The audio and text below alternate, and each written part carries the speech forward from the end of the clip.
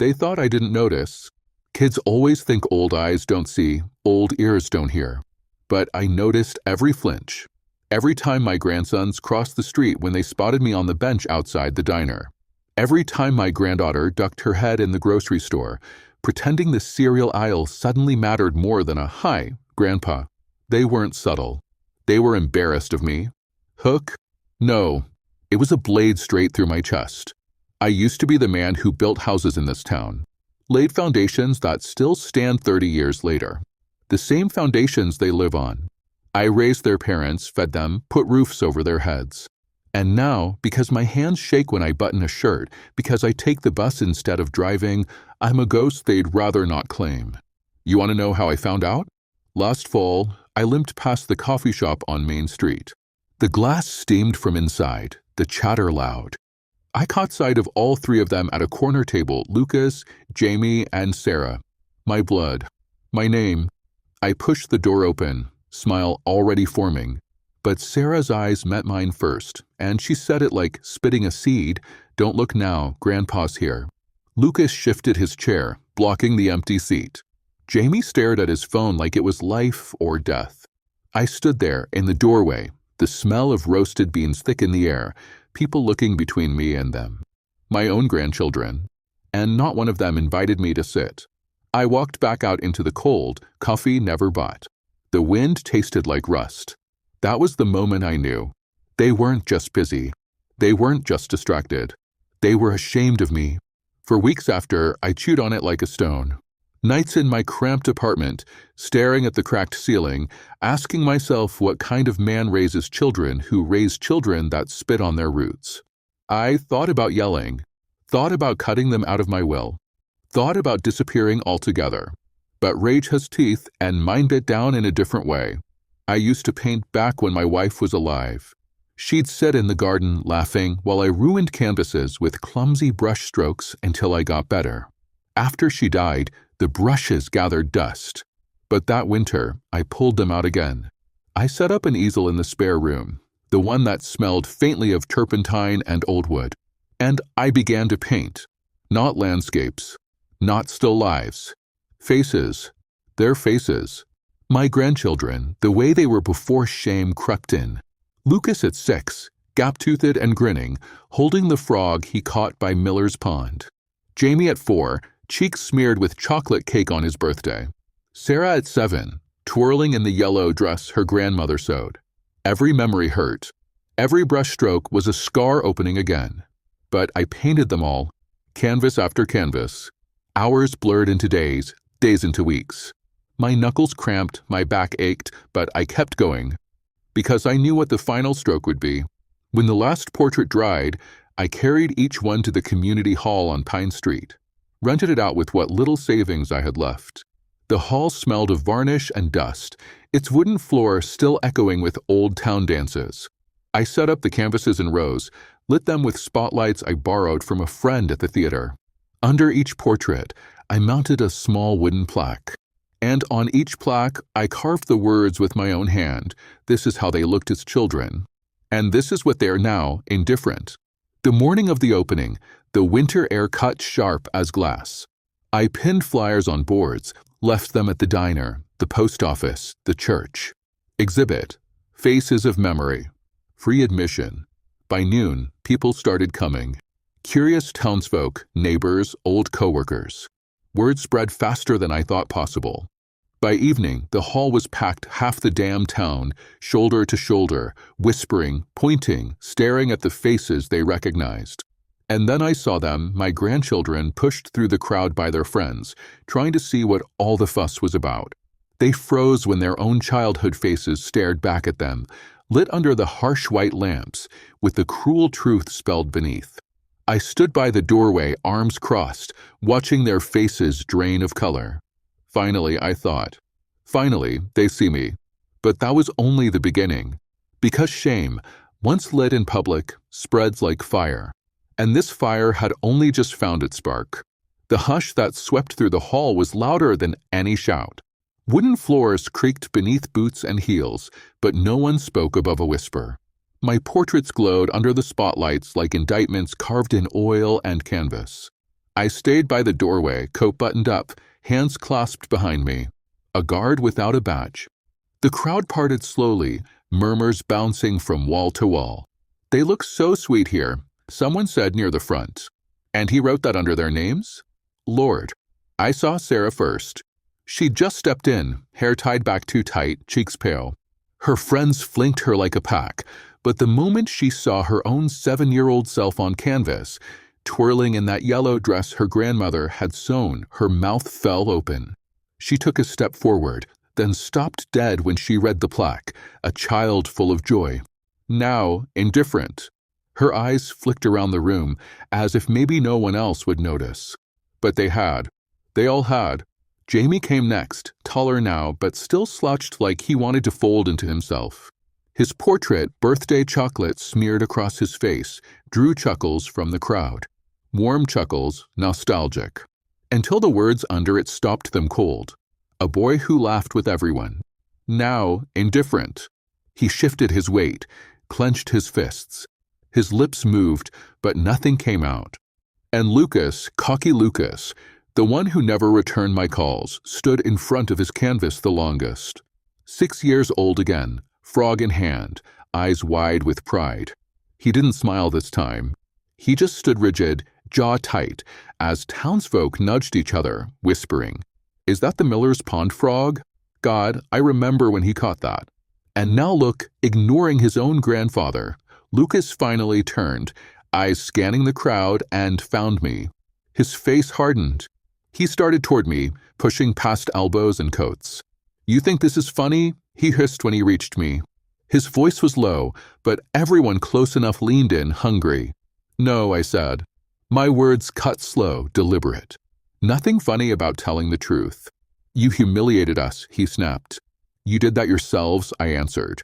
Sarah tugged his sleeve, whispering, "People are staring." Jamie hung back, pale, chewing his lip like a guilty child. "Close this down," Lucas said. "Now." I shook my head. "Too late. The town's already seen who you were. And who you are now." He looked around. Dozens of eyes fixed on him, on Sarah, on Jamie. People whispered, neighbors, teachers, old friends who remembered them as children.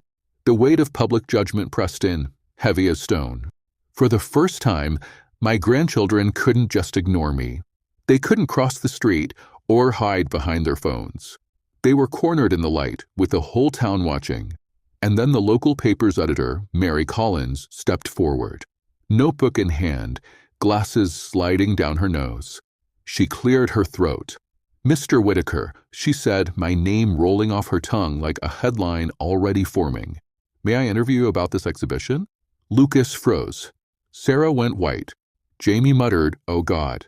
The crowd waited, buzzing with anticipation. I looked straight at Mary, then at my grandchildren. And I said, "Yes.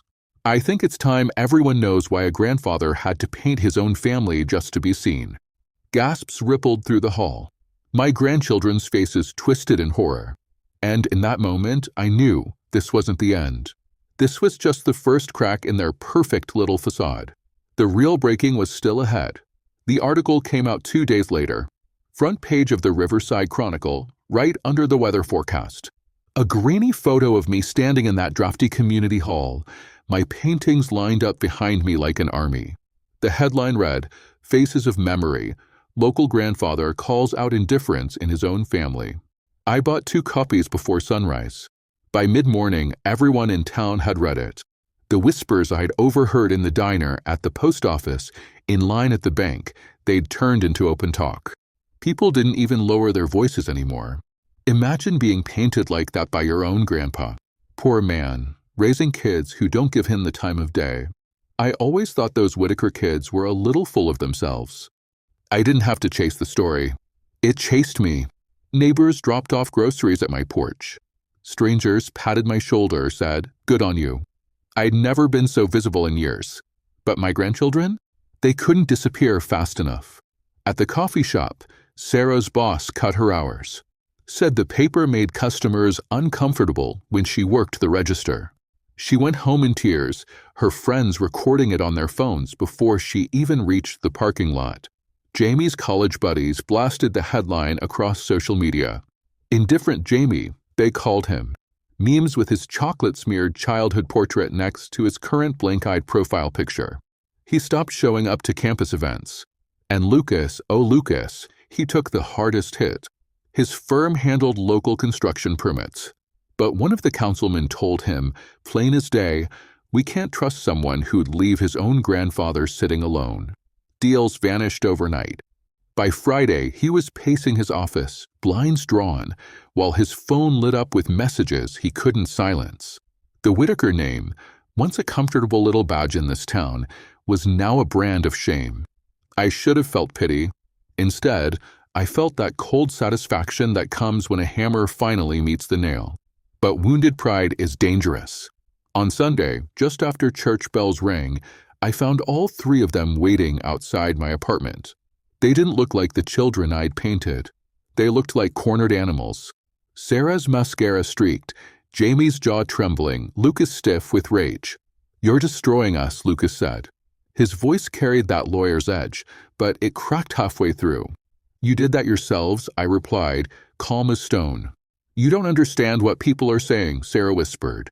"I can't even buy groceries without someone staring." "That's what indifference costs," I told her. Jamie finally snapped. "You think you're teaching us some lesson? You think humiliating us makes you a better grandfather?" I stepped closer. The winter air cut sharp between us. "No, it makes me an honest man. Something you three forgot how to be." Lucas's eyes burned. "Close that exhibition, or we'll make sure you regret it." There it was. The threat. Not whispered behind doors, not muttered over coffee. Spoken to my face. I looked him dead in the eye.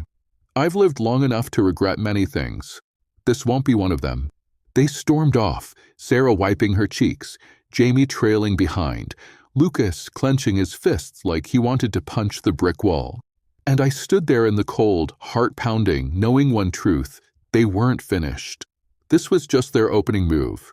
By Tuesday morning, the locks on the community hall were busted. I knew it before I even stepped inside. The door hung loose, splintered around the latch. The cold air rushed out at me, carrying the sharp sting of turpentine and dust. My stomach sank. I pushed the door open. Canvases lay slashed on the floor. Faces I had spent months painting: Lucas's frog, Jamie's chocolate grin, Sarah's yellow dress, reduced to torn mouths and gouged eyes. Knife strokes across every smile, every memory. The plaques had been ripped down, the word indifferent snapped in half, letters scattered like teeth. It wasn't random. It was surgical. My hand tightened on the cane until my knuckles went white. Behind me, footsteps. Slow, deliberate. I turned. Lucas stood in the doorway, hands stuffed in his coat pockets, expression cold as marble. "You should have stopped," he said. I scanned the ruined canvases, then his face. "So it was you." He shrugged. "You embarrassed us." I fixed it. Fixed? My voice came out low, steady. "You think tearing cloth erases the truth?" Lucas stepped closer, lowering his tone. "You're old. People will forget this in a month. But if you keep pushing, if you keep talking, you'll regret it." He leaned in until I smelled his cologne, sharp and chemical. "You don't want to find out how far we'll go." For a moment, silence hung between us, broken only by the groan of the old hall's beams in the wind. Then I laughed. Not loud, not forced, just a dry, cutting laugh that made him flinch. "You're still that 6-year-old boy with a frog in his hands," I said. "Only now, the frog's rotted, and all you know how to do is hide the smell." His jaw tightened. He stepped back, muttered something under his breath, and left. The slam of the door echoed through the empty hall. I stood there among the wreckage, pulse hammering. Rage burned, yes, but underneath it, something colder, sharper. They thought they'd silenced me. Thought shredded canvas meant a silenced truth. But all they did was escalate the war. That night, I made calls. To Mary Collins at the Chronicle. To Reverend Dale at the church. To the community center director. I told them what had happened. Destruction of art, vandalism, intimidation. By morning, it was everywhere. Not just a story about neglected grandchildren anymore. Now it was about retaliation, violence, cowardice. Half the town took my side openly. The other half whispered, waiting for the next shoe to drop. And I knew, because I'd seen the fire in Lucas's eyes, there would be a next move. The question was, how far were they willing to go to bury me? The knock came at dawn. Not polite. Heavy official. 3 sharp strikes that rattled my thin door frame. I pulled my rope tighter, shuffled down the hall, and opened it to 2 officers in dark coats. Their faces were set in that neutral mask cops where when they know they're about to ruin your morning. Mr. Whitaker, the taller one, asked, "Yes, you'll need to come with us. We've had a complaint." "What complaint?" He glanced down at a clipboard. "Harassment. Public defamation. Potential elder instability, according to your grandchildren." The words hit like ice water. My grandchildren. They'd actually done it. They'd dragged me into the system. I let them take me. No cuffs, but the walk to the cruiser felt like a parade of shame. Curtains twitched along the street. Mrs. Hanley from across the way clutched her bathrobe at her throat as if I'd suddenly grown horns. The cold morning air cut through my slippers, and I thought, so this is how they play. The station smelled of burnt coffee and disinfectant. They put me in a room with a metal table and buzzing light. I sat, hands folded, heart thudding steady but hard. After 20 minutes, the shorter officer returned, dropped into the chair across from me, and opened a file. "Your grandson Lucas states you've been targeting him and his siblings.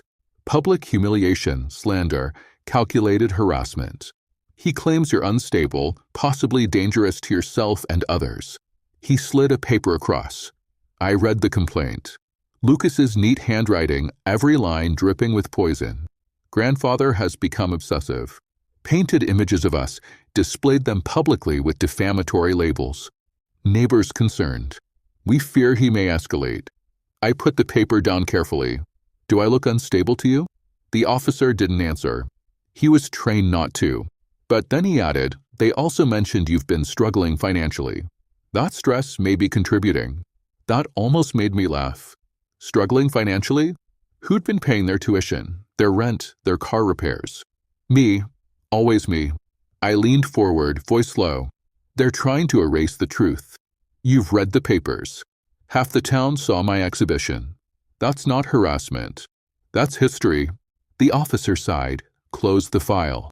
"Look, Mr. Whitaker, technically you haven't broken a law. Free speech, freedom of expression. But family disputes like this, they get ugly. I'm advising you to keep your distance. Don't engage. Don't give them ammunition." I nodded, though inside something coiled tighter. Keep my distance? They were the ones kicking down doors, slashing canvases, calling the cops. They let me go after another hour. No charges. But the damage was done. The whole town would hear I'd been brought in. That was exactly what Lucas wanted, to seed doubt, to make me look fragile, senile, unstable. When I stepped outside, the morning sun was sharp on the frost, and the church bells rang faintly from downtown. I didn't head home. I walked straight to Mary Collins's office at the Chronicle. She looked up from her desk, eyes wide. "Good Lord, Mr. Whitaker. I heard, yes, I cut in. And you're going to print it. Every word. How they tried to silence me with lies. How they destroyed paintings, then ran to the police playing the victims. You're going to tell this town exactly who's unhinged." Mary leaned back, studying me. "You understand once this is in print, there's no going back. You'll be burning the last bridge with them." I met her eyes. That bridge turned to ash the day they crossed the street to avoid me. By the next morning, a new headline hit doorsteps. Grandchildren accuse artist grandfather of instability, but town divided after vandalism. The photos showed the slashed canvases, the broken plaques, my weary face under the station's buzzing light. And then the tide turned. Calls flooded the paper. Letters to the editor. Some siding with them, poor kids, embarrassed, who wouldn't be? Others furious. How dare they attack the man who raised them? The Whitakers' reputation sank deeper. Lucas lost 2 major contracts in a single week. Sarah's boss didn't just cut her hours, he fired her, citing negative attention. Jamie tried hiding at college, but the taunts followed. Indifferent Jamie. Professors whispered about family issues. They had tried to bury me. Instead, they were burying themselves. Still, I wasn't blind. Desperation makes people reckless. The vandalism, the police stunt, That was escalation. Their next move wouldn't be paper. It would be sharper, dirtier. I sat alone in my apartment that night, light of the lamp flickering across the last surviving sketch of my wife. I whispered to her photo, "They want war. Then war they'll get." Because I decided the next move wouldn't be theirs. It would be mine. Sleep never came that night.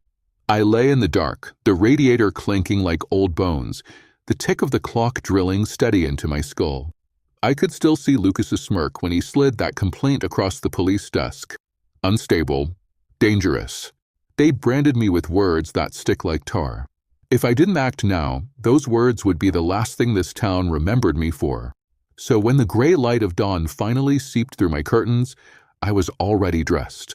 Old coat buttoned to the chin, scarf knotted tight, folders tucked under my arm. I didn't need coffee. Rage has its own caffeine. The library was nearly empty that early. Just a woman at the desk with her crossword and the hum of the heating vents. She didn't even glance up as I signed in and pushed through the door to the records room. That room always smelled the same: paper dust, dried ink, a hint of mildew. Rows of metal cabinets stretched before me, drawers full of forgotten sins. People think towns like ours are built on church steeples and family names. Wrong. They're built on documents. And documents don't lie. For hours I dug. Fingers numb, back aching, but I kept pulling files, flipping through brittle pages, photocopying anything that mattered. And when the pieces began fitting together, my jaw clenched so tight I thought my teeth might crack. Jamie, my promising grandson, was drowning in debt. Not just one card. 5. Statements stamped delinquent. A trail of collection notices thick enough to build a bonfire. Tens of thousands owed. All while he strutted around campus with his new sneakers, posting photos of success. Sarah's trail was Messier. Her car wasn't even in her name.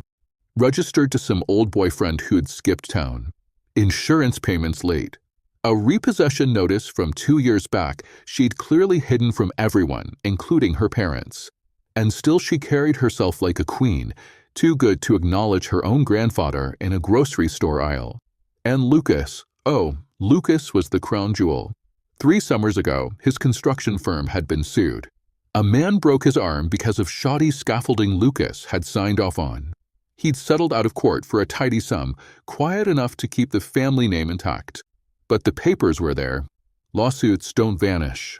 They just get filed in drawers like these, waiting for someone angry enough to look. By the time I left, my satchel bulged with copies. The weight nearly pulled my shoulder out of its socket, but I carried it like treasure. Because that's what it was, truth. And truth in black ink cuts deeper than any knife. That night, I went back to the community hall. The scars of their vandalism still showed splintered locks, gouges in the wood, scraps of canvas in the corners. Perfect. Let the wreckage speak for itself. I set up the tables in 2 long rows. Spread the documents neat as a courtroom exhibit. Each pile labeled in thick black marker: debt, lies, failures. I clipped Jamie's credit notices together. Sarah's repossession papers laid side by side with her job termination letter. Lucas's settlement filed right next to a glowing article about his rising career. Hypocrisy displayed like a museum piece. At the center, I placed the only painting that had survived their rampage, the portrait of Sarah at 7 in her yellow dress. I had hidden it under my bed before the break-in, a voice in my gut warning me. Now it stood tall, lit by a borrowed spotlight. Beneath it, a sign in block letters. This is what they lost. This is what they chose. When the doors opened at 7, people trickled and curious. By past, the hall was packed. Neighbors, co-workers, old teachers. Faces from every corner of town. They walked between the tables, leaning over papers, whispering in sharp little bursts. Cameras clicked. Mary Collins scribbled notes like her pencil might ignite. The murmurs rose until they sounded like a swarm of bees. Look at this. Jamie owes more than my mortgage. Sarah's car repossessed twice? No wonder she always bummed rides. Lucas nearly crippled a man and thought no one would find out. People weren't whispering anymore. They spoke loud, free, outraged. And I stood at the back, cane in hand, watching. Then the slam came. The doors burst wide, and there they were. My grandchildren, pale, shaking, rage written across their faces. Lucas stormed forward first, his coat unbuttoned, eyes blazing. He snatched up the nearest stack of papers, his settlement, of course. "This is private," he shouted. His voice cracked, echoing through the rafters. "You can't do this." The crowd turned on him in an instant. "Private?" barked old Mr. Jensen, who'd taught him algebra back in high school. "So was family loyalty. You tossed that first." Jamie bent down, hands trembling as he tried to scoop his debt notices off the floor. But there were too many. They slipped through his fingers, fluttering like dirty confetti. People laughed bitterly. Indifferent Jamie can't even pick up his own mess. Sarah pressed against the wall, mascara running down her cheeks. Some neighbors muttered, so that's why she never drove to work, and the shame carved her like a knife. I raised my cane, tapped it once against the wood floor. The sound snapped through the chaos like a gunshot. Silence followed. Every head turned. "You called me unstable," I said. My voice carried, steady as a judge's gavel. "You told the police I was dangerous. But this," I swept my hand across the tables, "this is the truth. These are your lives. You weren't ashamed of me. You were ashamed of yourselves." Gasps rippled. Cameras flashed. Mary's pencil flew faster across the page. Lucas's face twisted. He opened his mouth, but nothing came. He knew the evidence was ironclad. I leaned forward on the cane, eyes locked on him like a nail under a hammer. "You can slash paintings. You can spread lies. But you cannot outrun what you've done. This town doesn't forget. And neither will I." The hall erupted. Some clapped, others jeered. Voices rose in waves. My grandchildren shoved through the crowd, faces burning, leaving a trail of disgrace in their wake. But even as the noise swelled, I felt a cold weight settle inside me. Because the look Lucas gave me as he left, that wasn't just anger. It was something darker. Desperation. And desperate men don't play fair. They'd already slashed canvases, smeared my name with police reports. Next time, they wouldn't just aim for my art. Or my reputation. No, the next strike would be sharper. Meaner. Maybe even violent. And as I stood in the wrecked hall, spotlights glaring down, the truth pressed against my chest like a stone, I had lit the fire. Now I had to be ready for the blaze. The night after the second exhibition, I sat in my apartment with the blinds drawn. Outside, headlights drifted along Maple Street, shadows cutting across my walls like moving bars.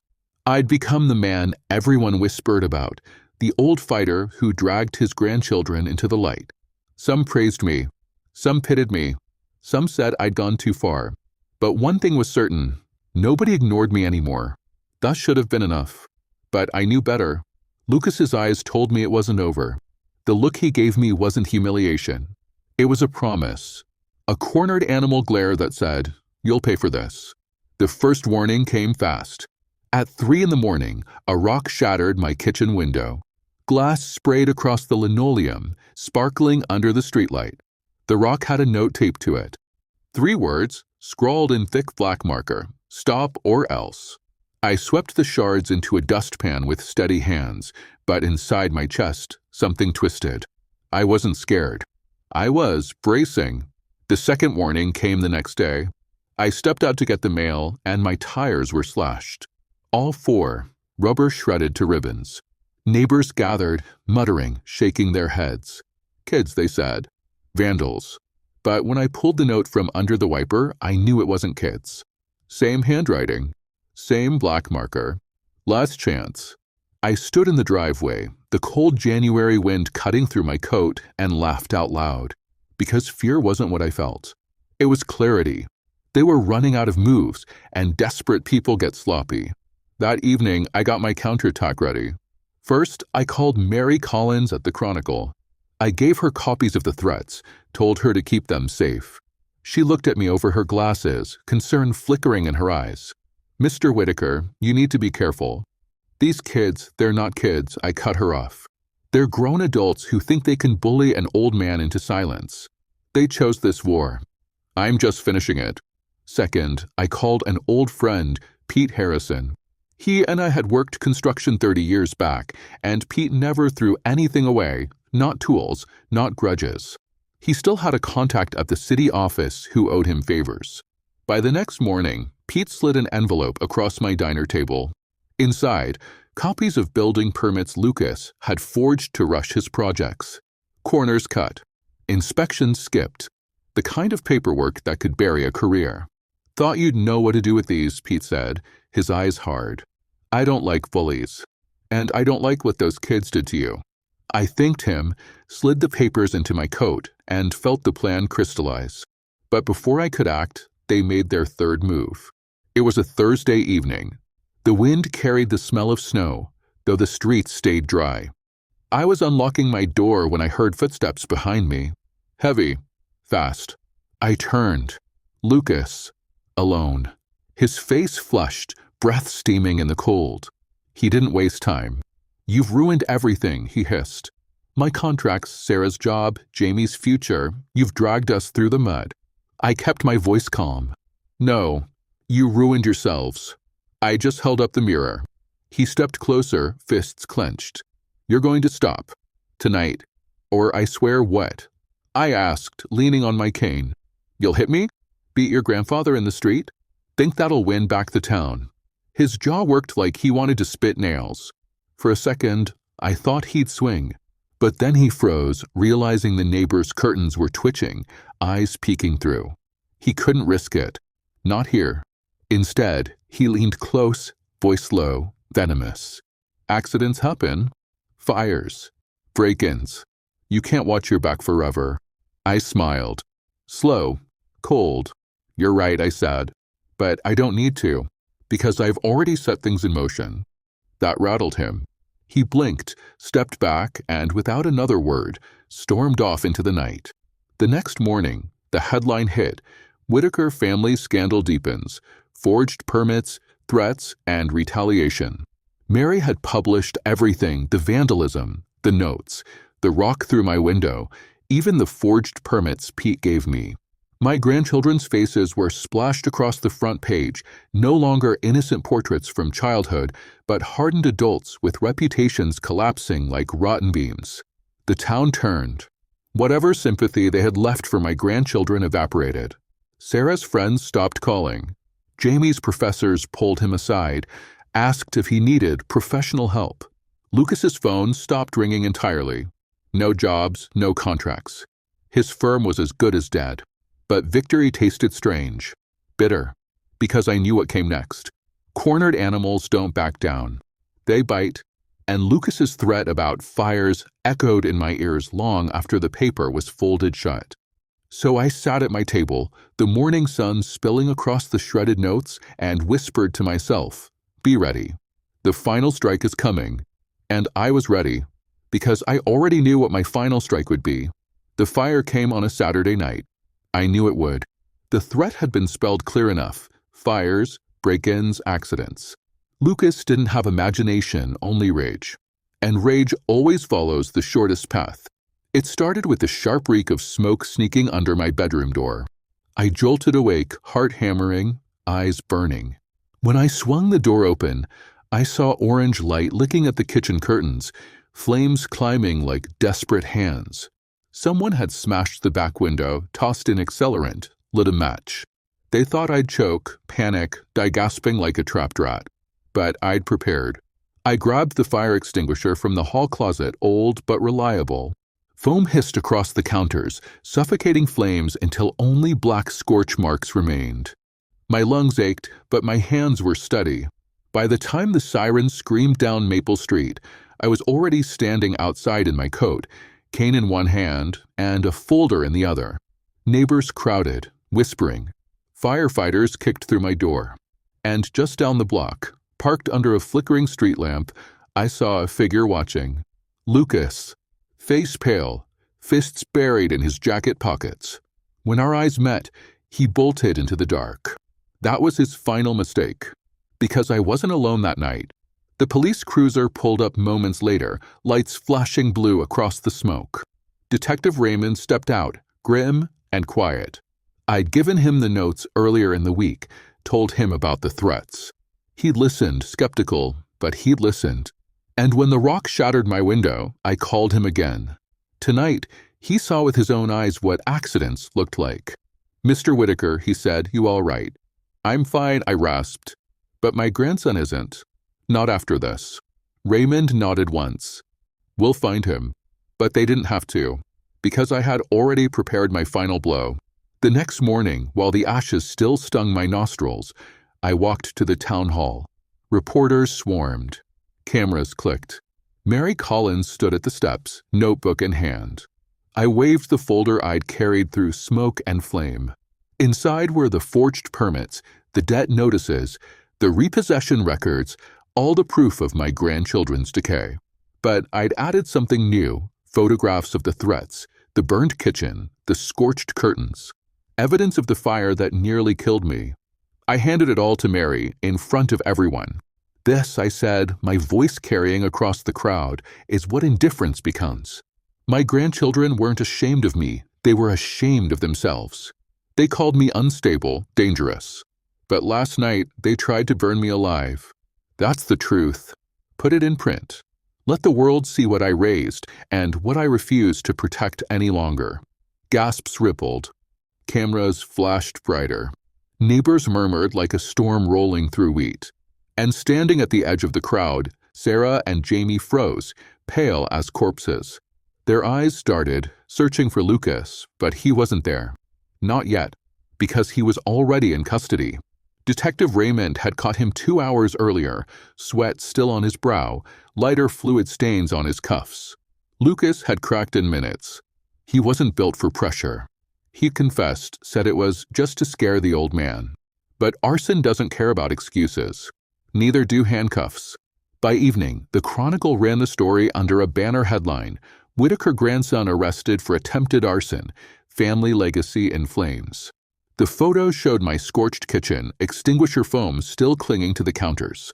Another showed Lucas being shoved into the back of a squad car, head bowed.